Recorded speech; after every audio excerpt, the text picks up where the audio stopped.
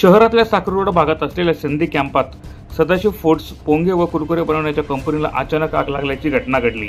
घटनेची माहिती मिळताच मनपाच्या अग्निशामक दलाने तात्काळ घटनास्थळी धाव घेत आग विझवण्याचा प्रयत्न केला। मात्र या आगीमध्ये लाखो रुपयांचं नुकसान झालं आहे। नेमकी आग कशामुळे लागली हे मात्र स्पष्ट होऊ शकले नाही। या घटनेत कुठलीही जीवितहानी झाली नसली तरी वित्तहानी मात्र मोठ्या प्रमाणात झाली आहे। यावेळी अग्निशमन अधिकारी दुष्यंत महाजन, अमोल सोनवणे, विजय माळी, विनोद थोरात, गोपाल माळी, फायरमन संतोष शिरसाट, योगेश मराठे आदी उपस्थित होते।